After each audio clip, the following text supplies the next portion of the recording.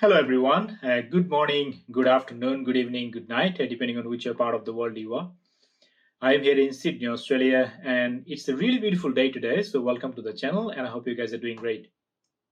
Now, in this channel, I like to talk about religion, and today I'll be talking about something very interesting, something kind of funny, something kind of ironic.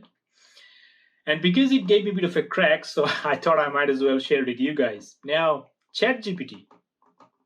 Okay, now this tool has become a bit of a hype in the media over the last couple of months, over the last couple of days. And this morning I tried it, and the response that I got is the reason for making this video. Now, this is the key phrase that I tried. Write a story on Mohammed meeting Aisha. Okay. And the response that I got is what I'm gonna go through, and we'll discuss a few other things from that passage. So this is the response that I got. Muhammad, the founder of Islam, was known for his kindness and compassion towards others. He always took the time to listen to people's stories and offer guidance when needed. One day, while walking through the marketplace in Medina, he met a young woman. He met a young woman named Aisha. Aisha was a shy and quiet girl who had recently moved to Medina with her family.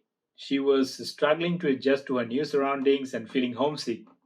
When she saw Muhammad walking by, she felt a sense of comfort and decided to approach him.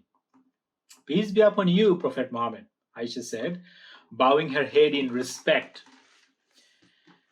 And upon you be peace, my dear, Muhammad replied with a warm smile. What brings you to me today?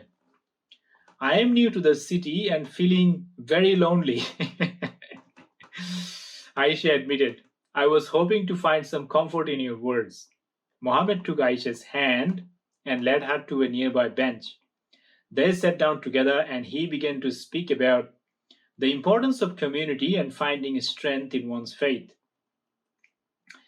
You are never truly alone when you have Allah by your side, Muhammad said.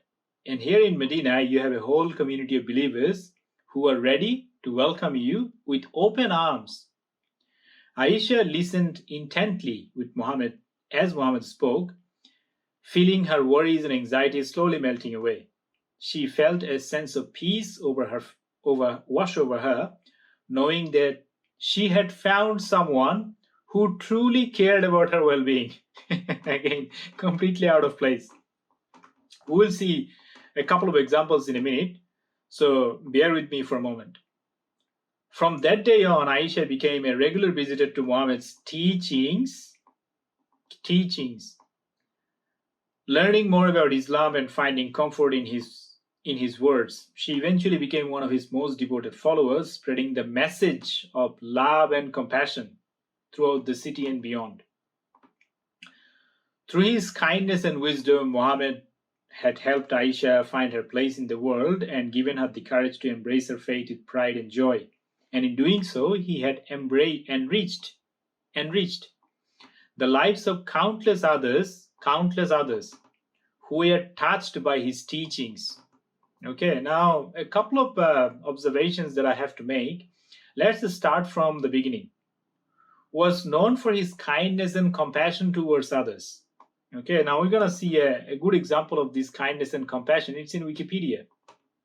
So this is wikipedia.org. And the kindness example that I'm going to give is Kinana bin al-Rabi. Okay. So the Banu Nadir, so he was one of the chieftain of Banu Nadir, like he was in charge of the treasures of Banu Nadir, this tribe. So when Muhammad and his bandits obviously looted Banu Nadir, like this tribe, he wanted to know where the treasure is. Like this guy knew where the treasure was, so he had to get the information. Now, to get the information, this was the treatment of kindness and compassion that we are going to read about. So, where is it? So he kindled a fire with flint and steel on his chest until he was nearly dead. Like Muhammad ordered that torture him until you extract what he has. Okay. And because of this order, a fire with flint and steel was burned on his chest until he was nearly dead, and then the apostle delivered him to Muhammad bin Maslama, and he struck off his head. And if we read Noble Quran, this is the Holy Quran, if you go there, you will find a chapter 8, Spoils of War. Okay, spoils of war. So who are the spoils of war? Now, you can do a bit of research, like how Muhammad treated Banu Qurayza. Like, there are lots of tribes. So before Muhammad came to Medina, there are about like five different tribes, 6 different tribes. And in the next 5 years, all of them, either they had to flee, like either they had to leave Medina or they had to convert. That was the fate of all these people. And that is how, like, according to history, it's not that I'm making things up, his treatment with kindness and compassion towards others, right? So this is how Muhammad demonstrated his kindness and compassion. And ChatGPT, again, like, I tried ChatGPT for some other stuff, and the historical, if the events are like historical events, then the information was almost accurate. But for Prophet Muhammad's compassion and kindness and compassion, ChatGPT had to take up on a different standard. Anyway, so let's move on to one other thing. So he said that he truly cared about where it is. Okay, so Prophet Muhammad bowing with respect. I feeling very lonely. I'm hoping to find some comfort in your word. And he sat down, open arms. And okay, so here you go. Knowing that she has found someone who truly cared about her well-being, And also at the top, it says that he met a young woman. Now, we all know that Muhammad was 54 when he raped Aisha. She was only 9. Like, he consummated the marriage when she was 9. So ChatGPT once again took a double standard for our Prophet Muhammad's peace and compassion, describing that he met a young woman and he truly cared about her. So let me give you a couple of examples of truly caring about someone. The Book of Purification, if you go to sunnah.com, again, is all Muslim references.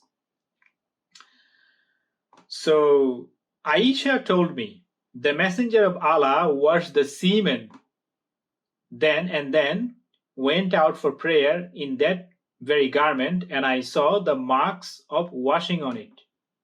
Okay, let me read another. So this one is from Sahih Muslim, I believe. Book reference Sahih Muslim. Yeah, this is from Sahih Muslim. So scraping semen from clothing. This is from Sunan Ibn Majah.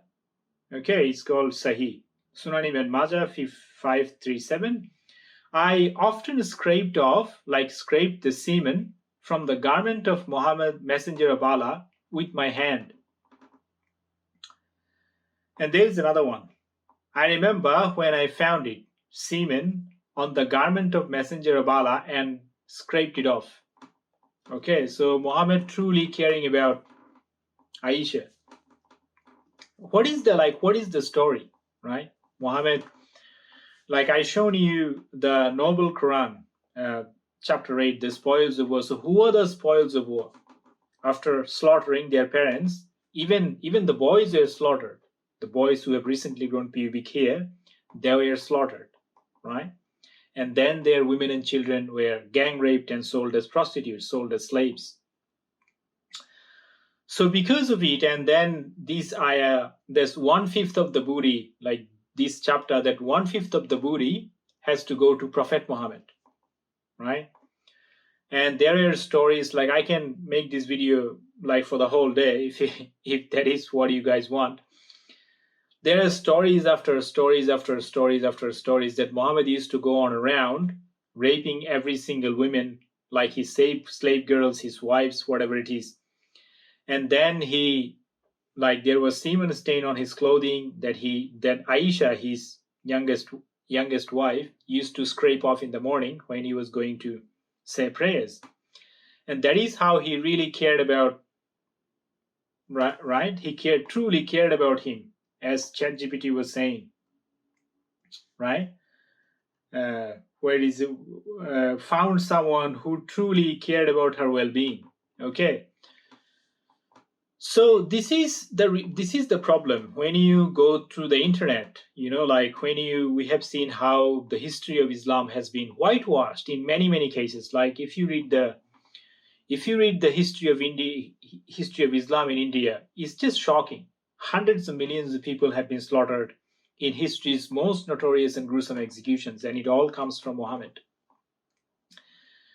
Not only in India, in North Africa, another horrific example, hundreds of millions of people were, like, I'm talking about hundreds of millions, they were mutilated, like their testicles were cut off. These boys were then sold in Arab nations. Millions of women have been taken from India, again, to Arab nations. Later on, you got Ottoman, like the Barbary pirate, again, the slavery of the white Europeans. I will make a separate video on slavery, but again, like my intention was to have some fun. So some of the things that is written in this article, completely out of place, completely ironic. Even if you go to an application like ChatGPT, which is known for sorting out the information from the entire network of, like, the Google, right? It can sort out information from everything, and it can bring you in a second. And it has to lie about Prophet Muhammad to spread his message, right? At the very end, like the countless lives. Yes, it has enriched. Well, I don't know what enriched means in this context. Obviously, this message has been responsible for the death of hundreds of millions of people, for the horrific death, for the horrific tortures of hundreds of millions of people. But somehow ChatGPT says that it had enriched the lives of countless others who were touched by his teachings. So again, like this is the problem. This is the problem with mainstream media, with lots of journalists, with the politicians, that they're happy to lie about, that they're happy to peddle around a bunch of lies when it comes to the teachings of our Prophet Muhammad. So thanks for listening. And I hope you guys enjoyed, and thanks for listening. And I will catch up with you on the next one. Bye for now.